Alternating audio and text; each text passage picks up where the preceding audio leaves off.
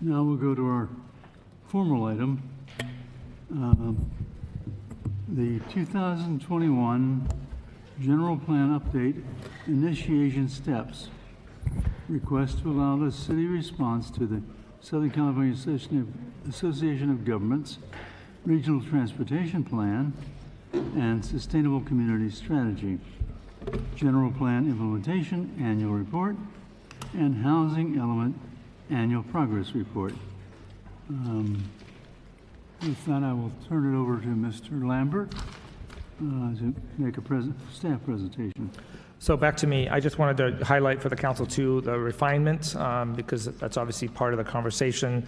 We wanted to remind the council sort of where we've been on refinement since 2014. As you see, we're at one point we set the scope for the refinement in August. About a week later, we sort of shifted the refinement to prioritize some sort of growth management program.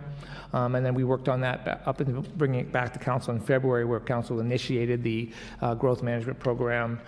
An expedited program was then pursued in April of 2015. Then we went about doing that work and actually brought it to council in February of 2016, where it was denied by the city council after recommendation from the planning commission. That put us back on track for the refinement. So the residential allocation program sort of distracted us from the work of the refinement for a period of time. But once that was denied by the council, we brought the refinement back. Council initiated the current cycle of refinement in September of 2016. We then spent the year of 2017 drafting that work and working with our city attorney's office and running it by the Department of Housing and Community Development at the state level. And then, as you all know, the planning commission considered it in April and May of this year and ultimately recommended denial of the general plan refinement.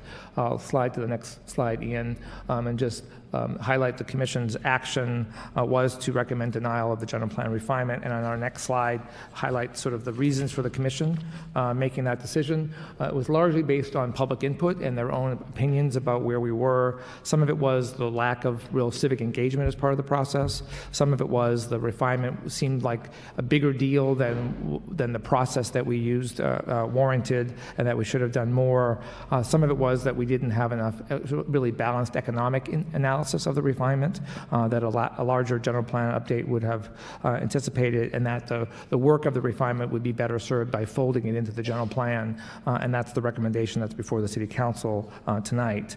And then finally, with the recommendation slide, our goal tonight is to get input from the council on particularly on the engagement process, but also get your input on our game plan for updating the general plan going forward, and then also authorize the city manager or myself to provide the letter to SCAG on the RTP data projections. And with that, staff's here for questions and answers, and hopefully we can continue the conversation. Thank you very much.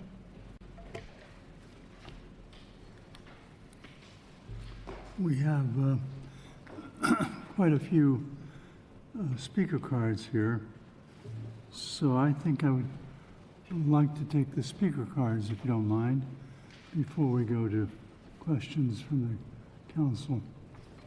Okay? Next speaker is Kim Ingram.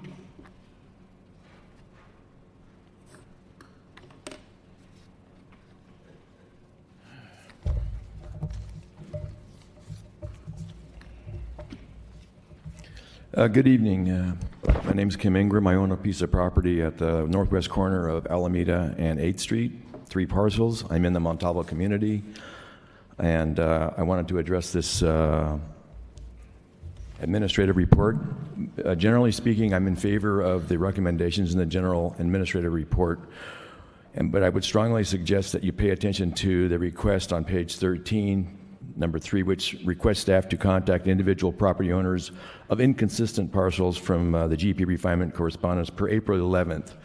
At that time, I submitted a letter with my concerns about my particular parcels, and there was a lot of pushback from the Montalvo community, who I support, which is another reason I wanted to address the staff requirement that they contact us, but not contact us at the end of whatever it is you're going to investigate to move forward. I think that the property owners in the Montalvo community should be contacted early to help resolve some of these inconsistencies, which on some of the properties that were addressed during the April 11th meeting could be dealt with without changing any of the residential requirements as far as the zoning goes. There's some small, subtle inconsistencies that cause a lot of problems for some of the property owners, mine in particular, with some of the overlays. I would like to address that with planning, staff, city council, and I'm also working with the Montalvo community because I'm in their community and I'm part of their community.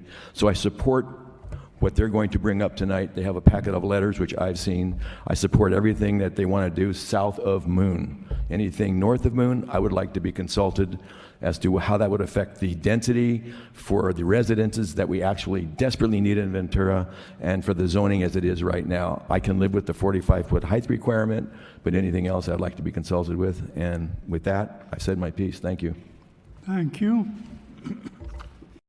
Our next speaker is Frank Dodge, and we have Frank C. Dodge and Frank R. Dodge. Are those two different people? Yeah. Okay. Frank C. Dodge, then.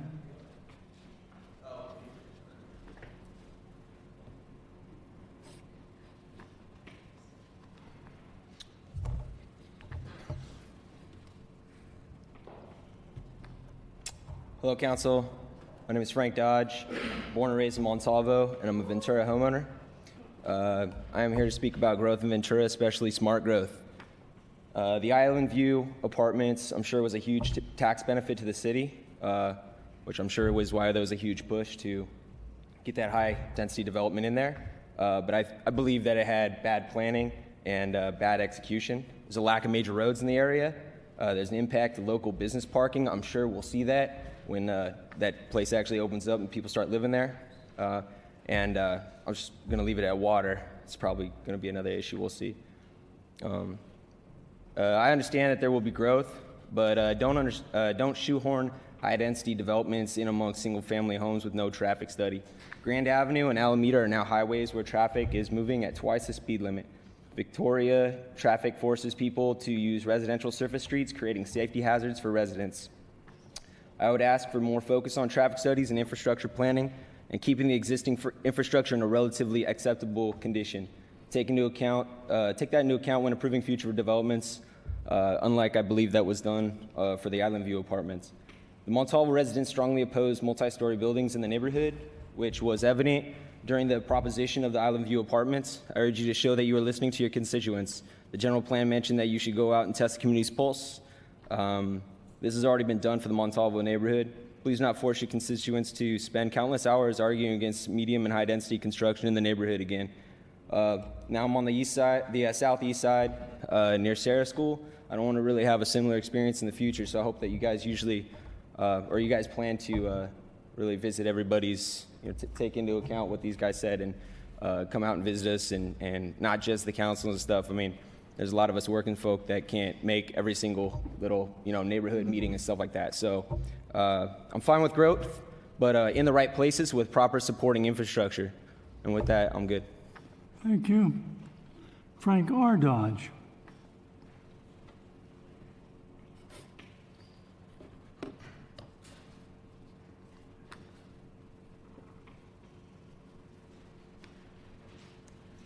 Good evening, Mayor, Council. That was my son. I'm Frank Dodge, Sr., longtime Montalvo resident. Actually lived in my grandparents' home that I bought in '84 when I got married. I remember the good old days. Those were great, but I know that growth is necessary. I support growth, like my son says, smart growth. The Island View apartments are going to be becoming a reality now. The place is almost done. It should be occupied here very soon. I think we all know throughout the city that the traffic is becoming a problem, and it's going to become a problem in my neighborhood 2- or 3-fold during the rush hour, during the busy morning and afternoon hours when those apartments are occupied. With the school, everybody going to work, coming home from work, it's going to be kind of a nightmare. It's tough to get out of our driveway. I would hope that we'll see traffic studies after this development is done and before any further large development is done on the Victoria corridor or anything that affects us just a couple of blocks in from Victoria and Montalvo.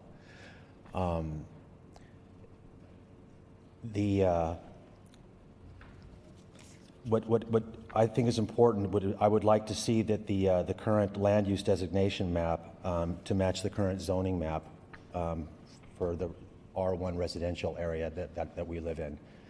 I don't think that it's in our best interest or the city's best interest to have really, really tall buildings butting right up to the backyards of R1 residential.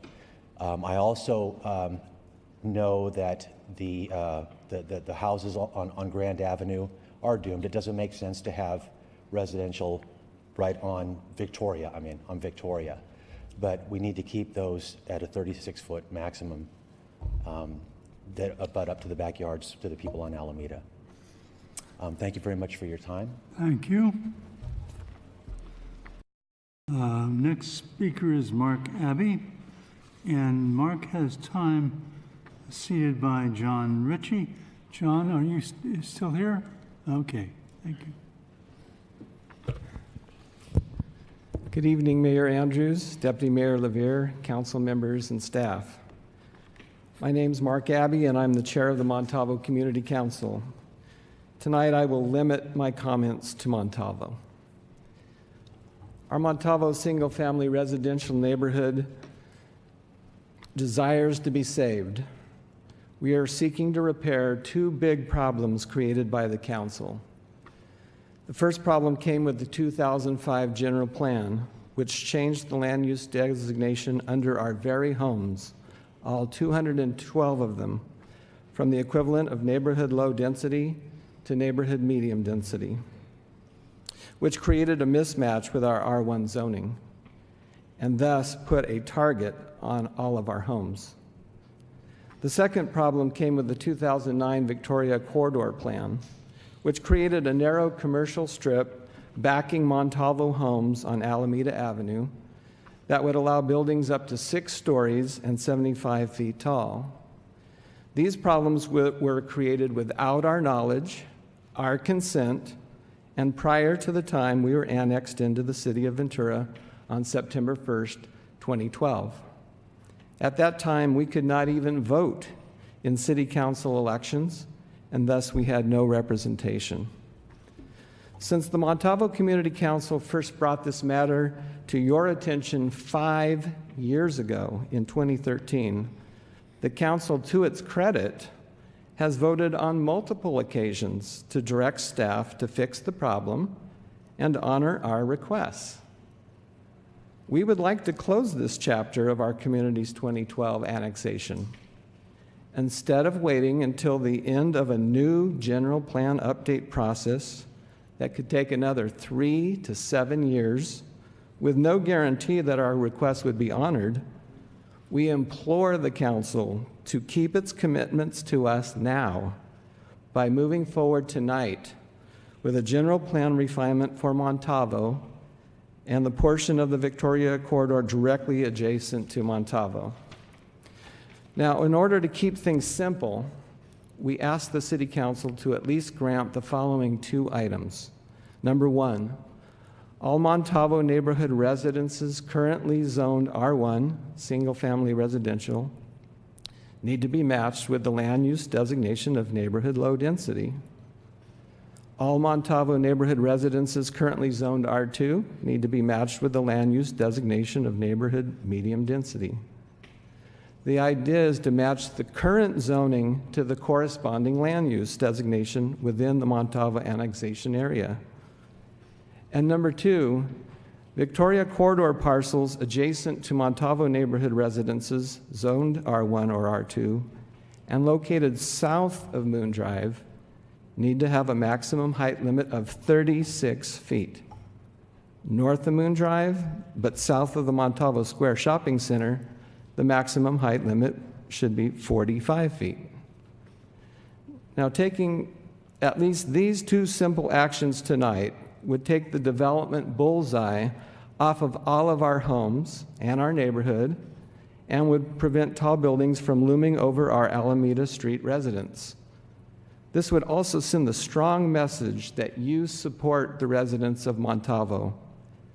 Please let the residents of Montalvo know that our annexation was not a hostile takeover, but instead will have been the start of a relationship with you as a trusted partner. This fix is simple, is within your power, and it's about time. There is no good reason to wait. Thank you. Thank you. Next speaker is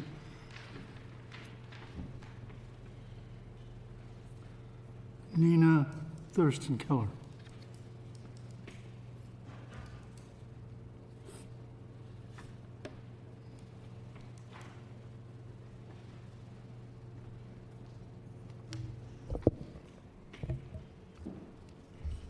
Good evening. I'm a resident of Montalvo, and I came here tonight because, like the previous speaker, I'm concerned about the general plan update and what it would actually do to our community.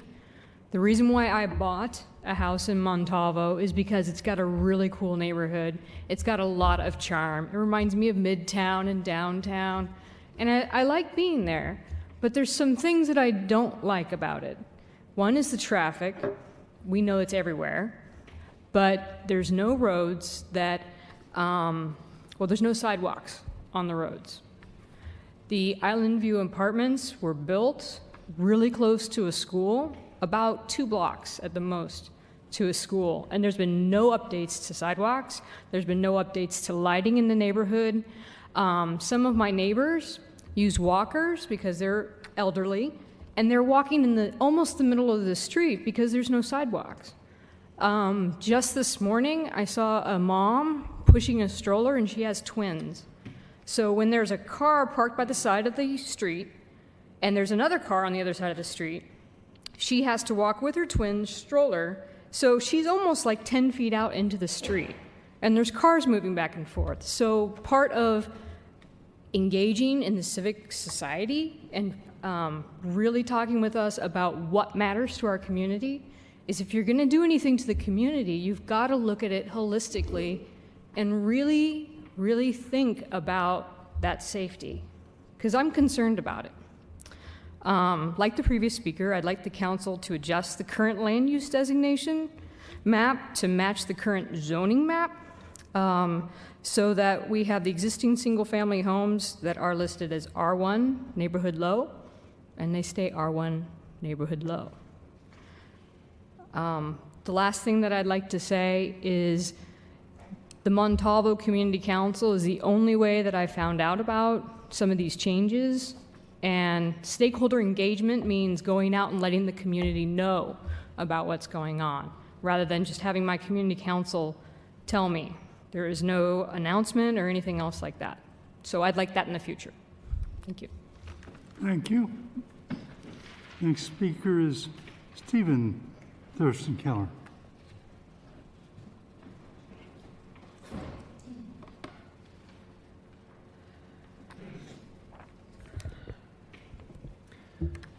Good afternoon, Mayor, council members.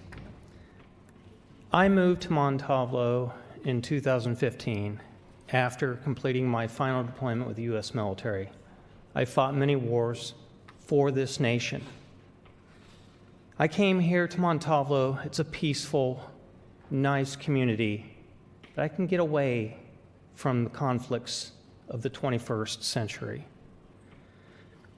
I respectfully request that the council direct staff to adjust current land use designation map to match the current zoning map for the Montalvo annexation area as soon as possible, specifically categorizing existing family home structures as R1 neighborhood low density. This would let prospective developers know that long-term development use intent for this area is not for neighborhood medium. I have to deal constantly with developers coming up, looking, salivating over my area, my neighbor's area, looking to see how they can victimize the current residents and how they can change Montalvo to meet their needs, which is profit-driven and not community-driven. We also respectfully ask the council to direct staff to adjust commercial property overlays within this area to have maximum allowable height of 36 feet south of Moon Drive and a maximum allowable building height of 45 north of Moon Drive as a transition when these properties are adjacent to existing R1 single-family dwelling units. Mr. Mayor, council member, I fought for this nation. I fought for you. I want you to now fight for us and protect us. This old war horse is tired. I don't want conflict. I want a progress forward, and I'm looking to you to provide that leadership and to provide that protection. Thank you very much. Thank you. The last speaker card I have here on this issue is Cassie Lanhead.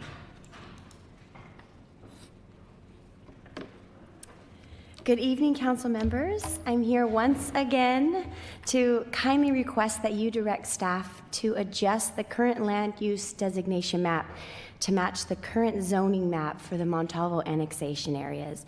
We must remain R1, low density. I've been a homeowner in Montalvo for 5 years now, and my affection for the post-war houses grows daily. I look forward to walking my daughter to school at Montalvo Elementary next year when she starts kindergarten. It would be such a tragedy if the quaint little homes in our neighborhood were razed to make way for multi-unit construction. I understand that the requirements for increased affordable housing are pressing, but I do not believe that our city will benefit from the loss of historic homes. The Montalvo Community Council has been advocating for our neighborhood for 6 years now, and the thought that we will need to continue this grueling process for another 3 to 7 years is totally overwhelming and disheartening. We need you to act tonight to help us protect our neighborhood now. As for the height restriction along Victoria Corridor that the MCC has requested, I fully support their efforts in this area as well. While it's obvious that our busy Victoria Avenue is not an appropriate place for single-family residences any longer, neither is it a good place for 6-story buildings when the back property line is shared with a single-family home. An overall height restriction still offers plenty of flexibility for businesses that are compatible with our neighborhood. We are not asking for a height restriction along the entire corridor, but rather for the approximately 18 parcels south of Moon Drive. The Goldfish Bowl that our friend mentioned earlier is what we are trying to avoid. Last night, I reviewed the April Planning Commission meeting and was reminded how clearly the public commenters rejected their refinement plan. The majority of the 30-plus speakers were concerned with the commercial requirements attached to housing and the 25-75 percentage for mixed use. These two changes that we're requesting are unrelated to those issues. If you choose to postpone the refinements and roll them into the general plan update in 2021, we ask that you consider our community concerns separately and immediately.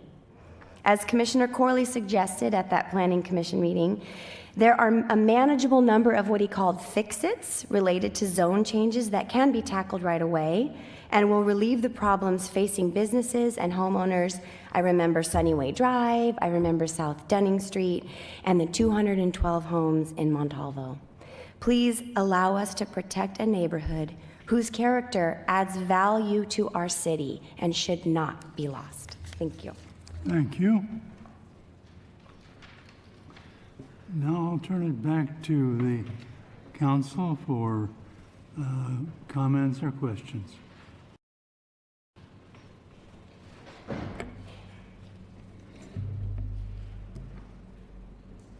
Councilmember Weir. Thank you, Mayor. First of all, thank you all for coming. I know it's been 5 years of coming, and we appreciate you hanging in there. I'm going to ask a couple questions first about the general plan steps. And then getting into the refinement part, as you know, we kind of have had it in process for about 5 years. And at this point, there are some easy, fairly simple things that we need to do right away. And one of them is the Montalvo piece. They've been waiting patiently for years now. And I have a question for our city attorney, and that is, we don't have before us tonight any capacity to make a motion and approve anything that's not before us specifically. But what would we need to do to have it come back to us, the recommendations that we said we wanted years ago that the Montalvo people have recommended? Sure, Mr. Mayor, Councilmember Weir. The fact that the Planning Commission didn't like the refinement doesn't limit the council's ability to look at all or part of it. The only thing you can't do tonight is vote on the parts that you like and say, we approve that tonight. Okay. And that's primarily because this is not a public hearing. We don't have the environmental documents in front of you in those parts. So I think that my suggestion would be is if there are parts of the refinement that council would like to see come back, give direction to staff to do that. We'll get those documents prepared. I'd be looking to Mr. Lambert and Mr. Ward for timeline with other priorities like the Thomas Fire and some of the other things that we are all working on to see what's a realistic timeline. The only thing that's changed between when Planning Commission kind of acted on this and now is that whole series of housing laws that were passed by the legislature last year. I think we're going to need to take a hard look at those to make sure that those requests that you pick meet those new laws. Those were not anticipated when council said go do the refinement, and that whole process started and the state legislature sort of changed the rules. So I think it's important that we take that analysis as part of whatever we bring back to you. Okay, so how long would it take? So it depends on what you include, but if you're talking about particularly the two items that you heard from Mr. Abbey that the Montalvo community wants, one is really aligning the underlying zoning with the land use designation in the bulk of the community, and then the second is actually bringing the heights down along Victoria to 36 feet south of Moon and 45 feet north of Moon. I think if that's the limit of the council's direction, what we would do is we would probably engage in order to keep the balance of this workload moving, because we're already moving on the general plan update, and we do have deadlines that we would engage a consulting firm like Rincon, who's already under contract to sort of, what they have to do is literally pull those pieces out of the material that the Planning Commission had, create actionable decision-making documents for the council that just covered those two pieces, and then bring that back to the council for adoption. And then we would do what the city attorney also said is just do a check to make sure the new state legislation on housing wouldn't preclude either of those two actions, and that's work we haven't looked at yet, but we could definitely do that. I would say, given that scenario of hiring out to do the work and limiting it to just those two changes, if that's the council's desire, we could probably have that back to you by the end of the calendar year for action. Okay, there's got to be an easier way than that. We've been looking at it 5 years. There is not. Because if you recall, the refinement is a whole package of stuff all packaged together for commission. We literally have to pull it out. Some of that's just a paperwork. Then we have to create the resolutions, documentation for council to act. And one is zoning and one is general plan. So we have to create both of those actionable items. And then we have to do the verification that the state law doesn't preclude either of those things from happening, and then bring it back to council. So it will take us a few months of that work to make sure that we don't run afoul of the law, but also deliver the council that direction. And if that's what you'd like, we can do that this year. And I think what we ended up doing is just engaging Rincon now because we have an existing contract with them, not wait to go do a new contract. And then as we're diverting funding to this effort from Rincon, we'd come back to council and catch up funding-wise, but we wouldn't wait to do that in order to get the ball rolling. So if the Planning Commission had approved it, what would have happened? Well, the Planning Commission, the whole refinement or just that portion? The whole refinement, including that portion. Then So the it would have council, taken that long to get it back to if us? the Planning Commission had recommended approval, or even if they recommend denial, but you wanted to consider it, I think that process would still be just that complicated. Dave? Right. I mean, that was May 9th was the Planning Commission's direction. Had they approved it, then we would have been working with the Attorney's Office, packaging it up, and getting on a hearing date. It probably would have been the month of July. Because everything was already set as far as the Planning Commission. If they just embraced it all, we had their documents, then we're just changing them to be council documents. Now we got to pull pieces of it apart, not all of it, adjust the maps, things like that have to be adjusted. That's what Mr. Lambert's describing about these next steps. And it's also important to know that the workload that we're working on isn't just general plan update. We're engaged in the fire processes. We're looking at the other firearms ordinance. There are other aspects that this policy team does. It isn't just the general plan work. So it's trying to balance all those things in. Rincon would be the worker bee, lack of a better word, with some direction from me and myself to go do that and then get that back on calendar for you. But we'd be doing it at the same time that we are immediately moving into setting up the civic engagement for the update. It's 2.5 months of every week doing engagement efforts. We've got to get that design now, get the graphics, the questionnaires, the things we're going to engage, because as you described, it isn't going to be just telling people, it's going to be asking them. Mm-hmm. So how do you define that in an effective workshop way? And you've been to certain ones where it works and sometimes it doesn't. So that's the effort that we're embarking on right now, is to set and make sure we do 2.5 months this fall of real engaged civic engagement. That's going to take this team working with consultants, but we're going to be the ones setting the course. So it's balancing all those things. I think Mr. Lambert's correct that we could make it before the end of the calendar year.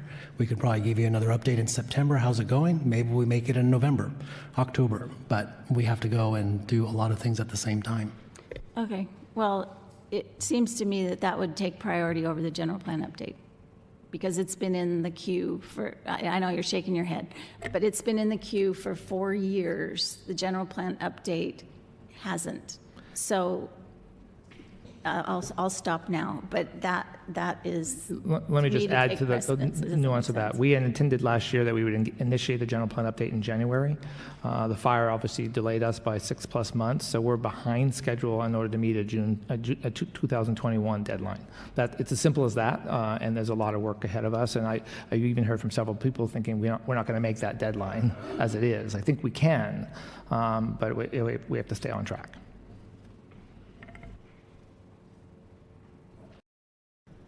Councilmember Hyman.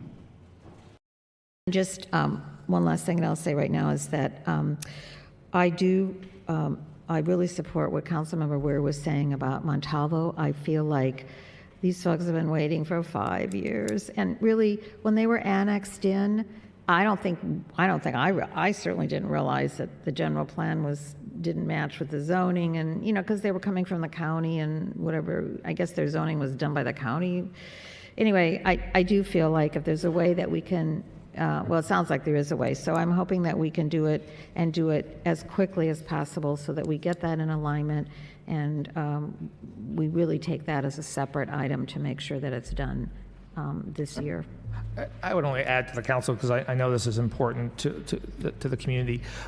We know where Montalvo stands, and we know what they've been looking for. And I can tell you that we make it very clear to anybody that comes to the city asking to do development anywhere near there, that they're not going to get very far if they're not complying with closer to what the Montalvo community has wanted. So if somebody came in, for example, and wanted to buy 5 of the homes on Victoria and said, I have this great idea for a 6-story building, it wouldn't get past us because we know where the community stands. And we might debate 36 feet, 24 feet, 45 feet, but the idea of a 6-story building on Victoria, even if that's what the code currently allows, we've made it very clear I don't think we've gotten anybody interested, but we would make it very clear that that's not something that we would anticipate ever see the light of day. Yeah. So we know, I know Dave in particular spent a lot of time with that community. We know what they think, and we know how their concerns are, and we understand them every day. Okay, thank you. Deputy Mayor LeVere. Thank you, Mayor. Looking at the two Montalvo issues, I think it's kind of a no-brainer that zoning should match land use designations. But looking at the Victoria Corridor Plan and the height restrictions, has there been any economic or market analysis done on that issue? No, we haven't done any of that. I think the debate we've had, even with the Montalvo community, and Dave can speak more on this, is whether it's 2 stories or 3 stories decides whether something's going to happen or not happen. I think we're pretty clear that if we have a 2-story height limit along that portion of Victoria, you're probably going to see for a long time what's there today, because that's not a significant enough change in development potential to warrant somebody wanting to make that investment. And so the 3-story helps make that more economically possible. That's basically the debate, but we haven't done any independent economic analysis. That's just our basic feel based on what zoning typically is. You got to see a bigger return to want to go through the process of seeing that reinvestment in property. I will say that though if the council wants to follow the Montalvo community's direction of that lower height limit on the southern part of Victoria, as long as we all know that probably will result in not a lot of change, and we do that knowingly, I think that's something that we could try to accomplish, subject to making sure the state housing laws don't get in our way. And I think you said this. I just want to make sure I'm clear with what you said. There's no current planned developments on the Victoria Corridor that would affect this height designation right now. South of Moon for sure. There's nobody that's come to the city, but there have been some activity north of Moon, like on 8th and Alameda, I believe. On North, and I believe we had one of the property owners talking about that one block, 8th and Alameda. We've had several discussions. One was for an assisted living facility, and in that context, we were working on the refinement, so we were sharing, well, here's what's possibly in play, and sharing all those factors on what might happen with heights, in particular for that location. That's the only area where we've had any engagements about development. Okay, well, I think, judging from the comments tonight so far, I think it's pretty clear that it's an area that we want to look into in more detail. So it'd be my suggestion that we kind of hold back on making any permanent moves on that area until the council gives permanent direction on what we want to do in terms of height and zoning. Personally, I'm very hesitant to make commercial land use designations when there hasn't been a commercial analysis of what that zoning change will do. You know, it very well may be that the height limitations wanted by the Montalvo community are proper and right. And judging just without having done a whole lot of homework, it seems like what they're asking for might make sense, but I'd be a lot more comfortable in making that decision if I had some kind of analysis or report showing that. Councilmember Tracy. And then back to the the Montalvo issue. Are you aware of proposals to develop individual residential parcels with higher density? No.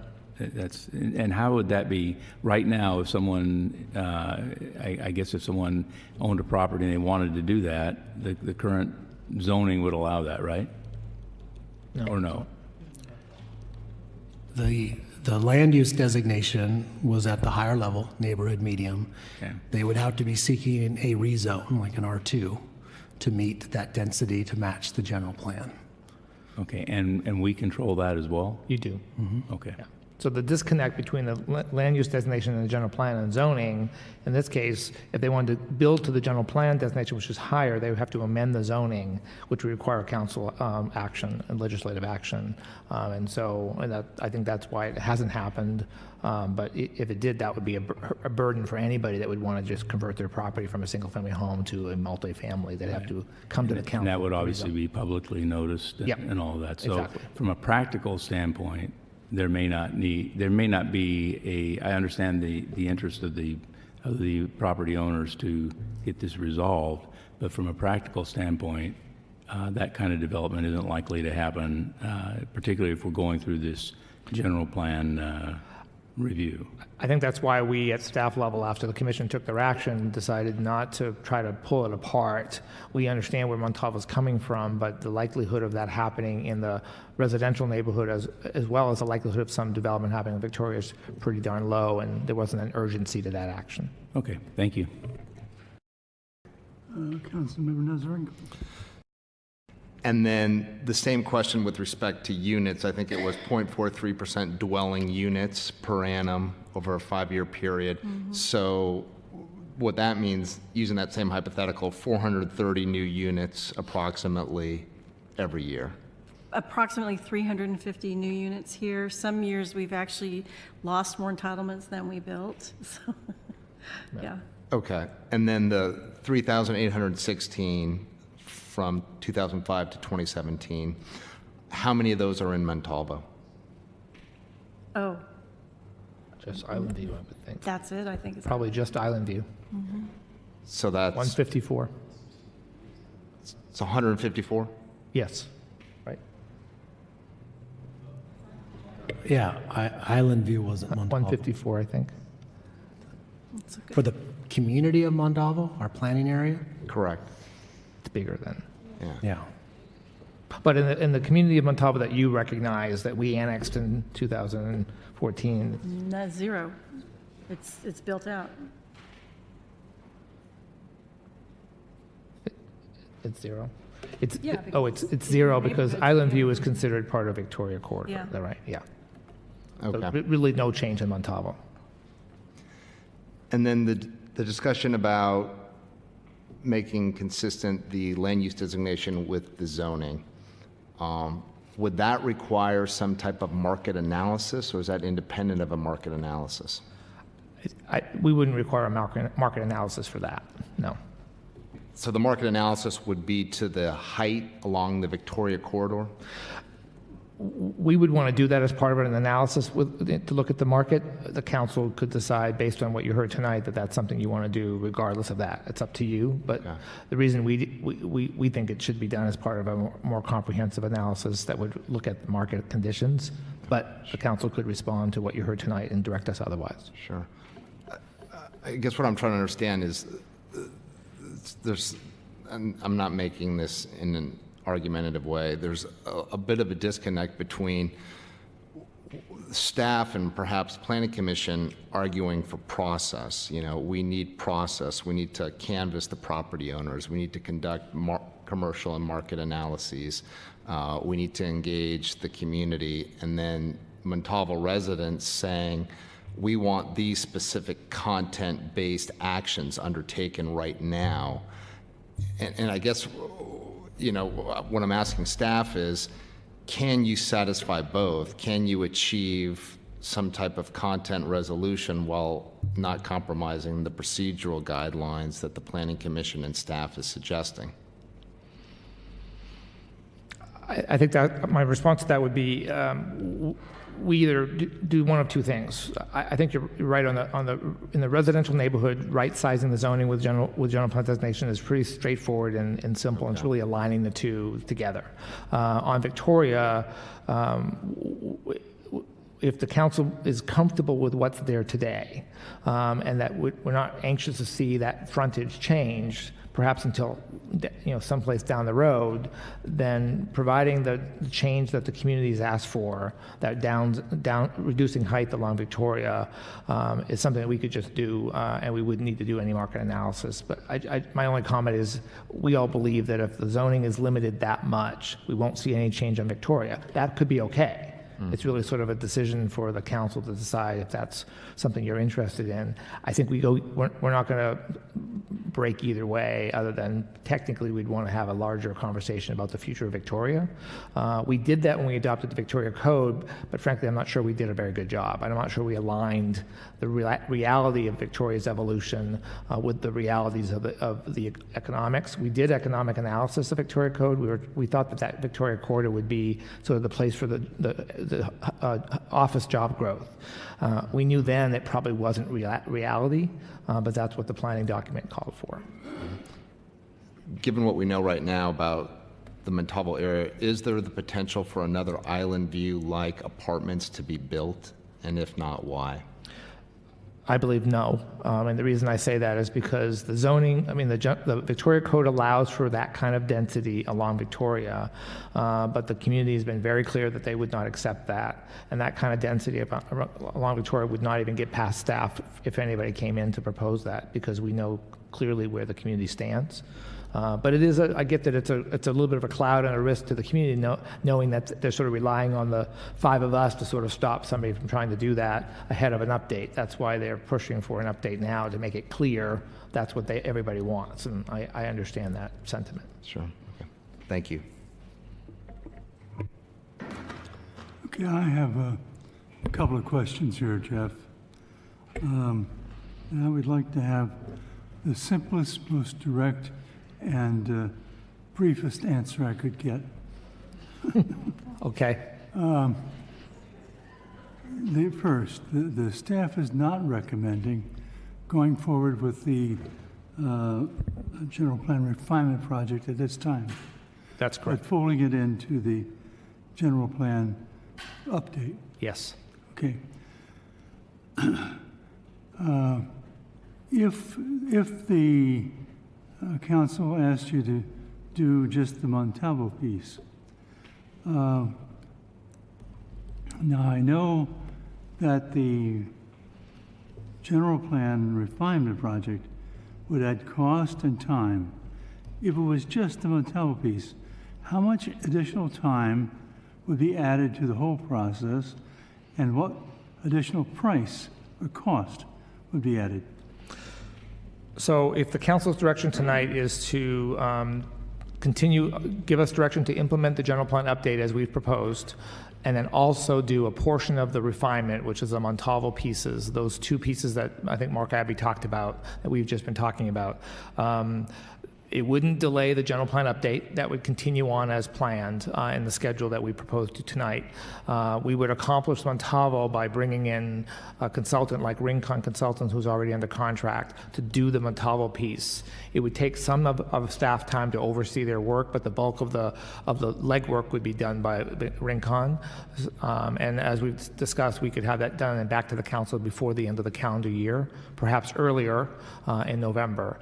The cost of that, it's probably in the, I don't know, $10,000 range, something like that. We'll have to talk to Rincon and get a feel for their schedule and their availability and their hourly rate to do that work. But it's not a huge amount of money. It's relatively small, and we could accomplish that with the Rincon contract we have. We'd probably come back to council later in the fall to augment the Rincon contract, because they're already doing a lot of other work for us, and I would hate to have that depleted, mostly the Thomas Fire work. But that way, if the council gave us that direction tonight, we would go do that work immediately and get it back to council as quickly as possible, and it would probably cost in that kind of range. All right, but that's additional cost. Yes. No additional time. It wouldn't delay the update, and then that portion of the refinement would just be done concurrently with the work we're already doing. Okay. Thank you. The refinement project, but I'm going to add an E on there and recommend that the staff come back to us at the earliest possible time with the two recommendations from the Montalvo Community Council regarding the heights on Victoria, as well as the general plan alignment with the underlying zoning. And just one comment on that. I don't know if I agree, if we downzone a little bit, that it's going to stop development. If you look at the most recent building that was built there across from Green Thumb, it's 2.5 stories. It would fit under the 36-foot height, I do believe. And that was recently built. It's like, I think, a dentist office or something. So I don't see 36 feet as stifling, completely stifling development, since we have seen something be built recently. And just so we're clear, you're talking about the 45-foot height limit north of Moon and the 36-foot Yes. height limit south of Moon. Yeah. Okay. Yeah, and I think that the most recent building that was built there is under both of those heights. The office building, I think it's 2.5 stories.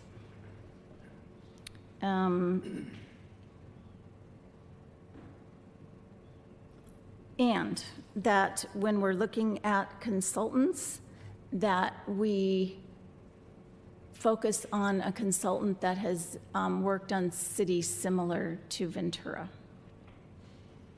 that will be sensitive to our community. That's it.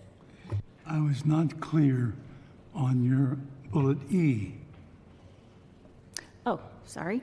E is bring back to the council at the earliest possible time some recommendations on those 2 suggestions that the Montalvo Community Council gave us for our consideration and action at a later date.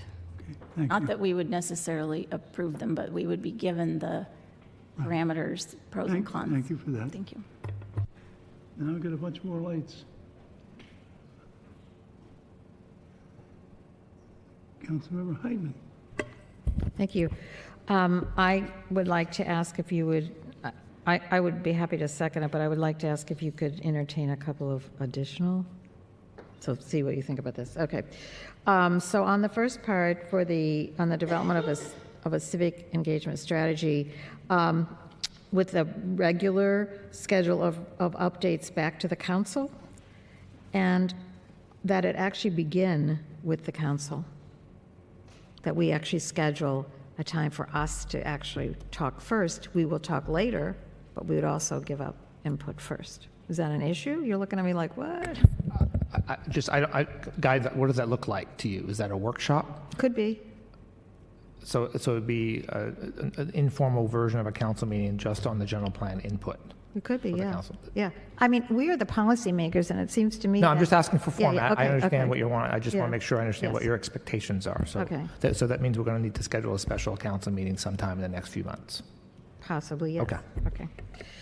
And then the other one is, hold on, I just lost where I wrote it down. This would be an F, I guess, that the land use element be brought back before the housing element.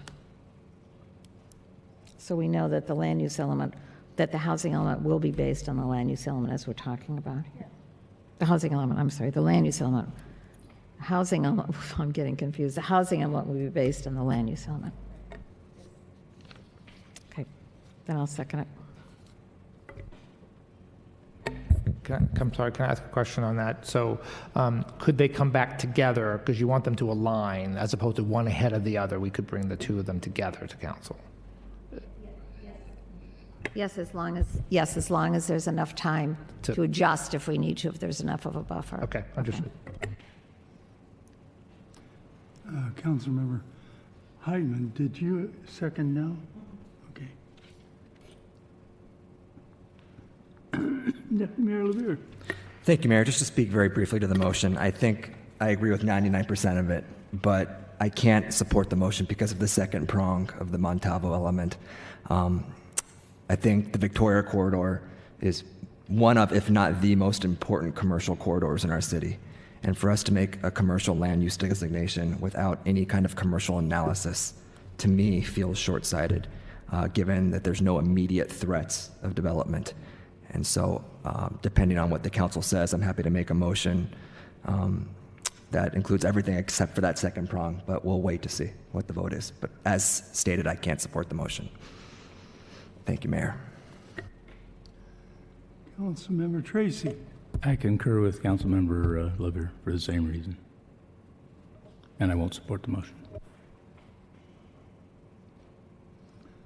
I see no further lights. We have a motion and a second. Could I ask the clerk to take the roll? Councilmember Nasarenko. No. Councilmember Weir. Yes. Councilmember Tracy. No. Councilmember Heitman. Yes. Councilmember Monahan's absent. Deputy Mayor LaVere. No. Mayor Andrews. No. Is there an alternative motion? Yes. Deputy Mayor. I'd make the motion that includes every element of the the previous motion, including the amendments suggested by the seconder, except for the second prong of the Montalvo analysis. So okay with the first part about the matching the land use and the zoning, but removing the elements as to the Victoria corridor plan. I'll second that. Who seconded? I did. You did, okay. Motion made and seconded. I see no further lights. Could you take the roll, please? Councilmember Nasarenko. Yes. Councilmember Weir. Yes. Councilmember Tracy. Yes. Councilmember Heitman. Yes. Councilmember Monahan's absent. Deputy Mayor Levere. Yes. Mayor Andrews. Yes. Okay, that concludes that item. Going on to the rest of our agenda.